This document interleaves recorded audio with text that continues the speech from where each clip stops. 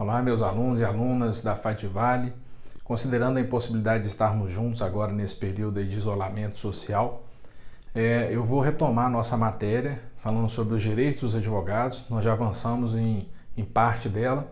Eu vou me permitir voltar no início para que a gente possa ter uma sequência normal e o material também fique completo. Então vamos caminhar para vocês aí desde o início da parte dos direitos dos advogados, deixando já as outras partes que nós já mencionamos, mas voltando aí nesse assunto tão importante que é o direito dos advogados. Pois bem, então vamos lá. Nós, só para relembrarmos aí, nós já conversamos sobre o artigo 6º, que fala sobre a inexistência de hierarquia, né? Inexistência de hierarquia e também a subordinação que não existe entre magistrados, advogados, membros do Ministério Público. Então o advogado ele não deve ser de forma alguma subordinado ou respeitar qualquer tipo de hierarquia no trato, no dia a dia forense com esses servidores. Portanto, nós temos aí no artigo 6º, né, vocês vão ver aí já no nosso material, que diz o seguinte: não há hierarquia nem subordinação entre advogados e magistrados e membros do Ministério Público, devendo todos tratar-se com consideração e respeito recíprocos. Lembrando que também no parágrafo único está estatuído que as autoridades e servidores públicos e serventuários da Justiça devem dispensar ao advogado, no exercício da profissão, um tratamento compatível com a dignidade da advocacia e condições adequadas ao seu desempenho. Portanto, fica aí a releitura desse dispositivo, lembrando que, a partir de agora, a gente passa a tratar dos direitos dos advogados estabelecidos no artigo 7º. Dentre eles, eu vou citar os incisos, né, do dispositivo praticamente a sua transcrição literal, para que a gente possa ter uma sequência mais adequada. Vamos lá, então. Nesse próximo slide, nós temos o que se considera um dos pilares da advocacia, né? Exercer com liberdade, aliás, a profissão em todo o território nacional. Isso significa que o advogado, uma vez inscrito na OAB, ele pode advogar em todos os estados da nação brasileira. E ele não há nenhuma limitação para que ele possa exercer determinado tipo de atividade, não podendo exercer outras. Por exemplo, na Inglaterra existem os barristers e os solicitors. Os barristers são advogados capacitados para poder fazer sustentações orais perante os tribunais. Já os solicitors são aqueles pareceristas que peticionam documentos e não têm autorização para fazer sustentação oral perante a corte inglesa. Aqui no Brasil não tem nenhum tipo de limitação. O advogado, uma vez inscrito na OAB, pode exercer livremente a sua atividade em qualquer dos estados, em qualquer tribunal, em qualquer instância da justiça brasileira. Nesse slide especificamente, vamos tratar da inviolabilidade do local de trabalho e também dos instrumentos do advogado como uma das prerrogativas também extremamente importantes para o exercício da advocacia. Vamos lá então, a leitura do dispositivo diz o seguinte: a inviolabilidade de seu escritório e de seu local de trabalho, bem como de seus instrumentos de trabalho, de sua correspondência escrita, eletrônica, telefônica, telemática, desde que relativas ao exercício da advocacia, constituem também um direito do advogado.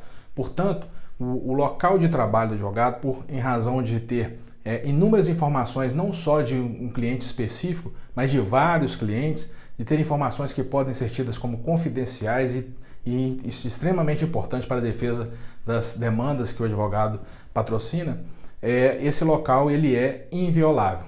Obviamente, existem algumas relativizações desse direito. Por exemplo, quando o advogado é investigado em relação à prática de crimes, seja até mesmo no exercício da profissão, essa inviolabilidade ela pode ser flexibilizada através de uma determinação judicial para busca e apreensão em seu local de trabalho, de equipamentos de trabalho, instrumentos de trabalho, desde que o advogado seja investigado pela prática de supostos crimes relativos à advocacia, a qual ele participa, o qual o escritório que ele participa, uma sociedade em que ele participa, enfim, até mesmo na advocacia individual. Nesse slide eu trago uma notícia sobre o assunto que a gente acabou de falar no slide anterior, que relaciona-se aí à inviolabilidade do advogado, né? Aí tem a matéria que foi publicada no Migalhas, aquele site conhecido aí de matérias jurídicas, em que o senhor Écio Quaresma, advogado na área criminal, não aceitou ser revistado. Vamos ver aí. né, a leitura da matéria é a seguinte. No último dia 24, o advogado Hércio Quaresma tentou entrar no Fórum de Ribeirão das Neves, Minas Gerais, e em razão de portar uma bolsa, foi informado pelos agentes de segurança do fórum, né, de que seus pertences deveriam ser revistados. O advogado questionou a determinação e se recusou a ter de passar pela revista para entrar nas dependências do tribunal. Segundo o causídico, a entrada só foi permitida após a juíza de direito Mariana Ciani intervir e deixar que ele entrasse na corte sem ter de passar pelo procedimento. Na audiência, Quaresma agradeceu a intervenção da magistrada e criticou a determinação de que todos os advogados precisam ser revistados para entrar no fórum. Em vídeo encaminhado ao Migalhas, o advogado cobrou a atuação da OAB em relação à revista feita em advogados na entrada dos fóruns em todo o país. Essa matéria, como eu disse, foi publicada no site Migalhas e a data de 29 de maio de 2019, que está aqui embaixo. E para saber mais, aí, quem quiser acessar, basta pesquisar no YouTube, né, pelo título aí, advogado Hércio Quaresma não aceita ser revistado, ou mesmo digitar esse link que está aqui embaixo, ok? Nesse tópico, vamos tratar da comunicação dos advogados com seus clientes. E nesse caso, especificamente sobre a comunicação, nós temos um dispositivo que diz o seguinte: é direito do advogado comunicar-se com seus clientes pessoal e reservadamente, mesmo sem procuração, quando esses se acharem presos, detidos ou recolhidos em estabelecimentos civis e militares, ainda que considerados incomunicáveis. Vejam bem, toda determinação de incomunicabilidade de um preso em razão de uma prática de um crime que ele deva, em razão da natureza do crime ou da gravidade do crime, ou por que circunstâncias se deva isso, se for decretada a sua incomunicabilidade, isso não se estende ao advogado. O advogado tem total direito de acesso ao preso, portanto, não pode ser impedido, independentemente de ter sido decretada essa incomunicabilidade. E lembrando que mesmo que ele não tenha procuração, porque o advogado ele pode, inclusive, conversar com o cliente no primeiro momento, buscando informações suficientes sobre se ele vai ter interesse ou não na contratação daquele serviço, se ele tem interesse, se até mesmo a causa que ele está sendo colocada em questão para ele é de sua especialidade, se ele atuaria, e aí podendo também fazer a sua proposta de honorários para que o cliente defina pela contratação ou não do advogado. Portanto, exigir procuração nesse momento não é uma determinação legal. Agora vamos tratar nas hipóteses em que o advogado possa vir a ser preso. Nesse dispositivo, considera-se o seguinte: é direito do advogado ter a presença de representante da OAB quando preso em flagrante por motivo ligado ao exercício da advocacia, para lavratura de auto respectivo sob pena de nulidade, nos demais casos, apenas a comunicação expressa à OAB. Então vejamos, o caso de prisão em flagrante por motivo ligado à advocacia, exige-se a presença de um representante da OAB. Nos demais casos em que a prisão do advogado se dê por circunstâncias alheias à profissão, basta o simples comunicado à seccional da OAB. Portanto, se não houver esse procedimento, se não for verificado esse procedimento, a prisão do advogado passa a ser nula, o ato é totalmente revestido de nulidade. Portanto, daí a importância da observância desse dispositivo.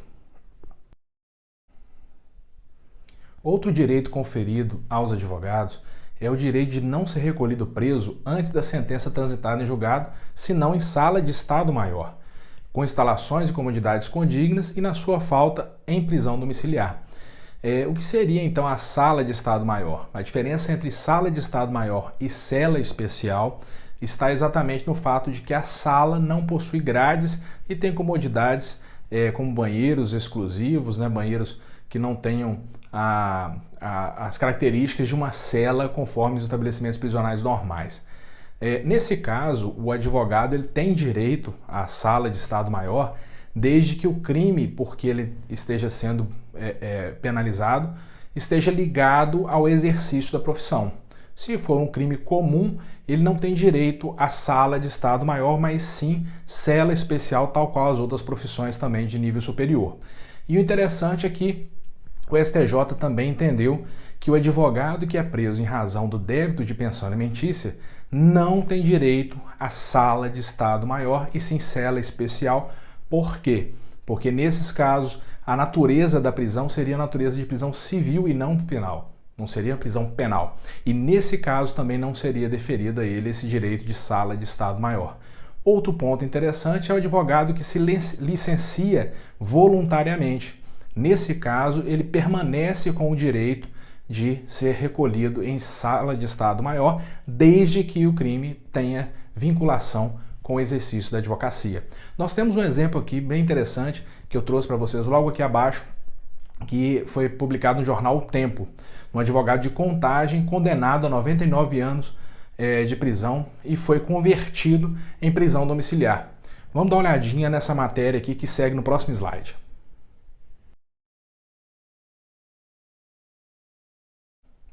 Aqui nós temos o jornal O Tempo, a matéria que traz a informação, a razão pela qual a prisão desse advogado foi convertida em domiciliar.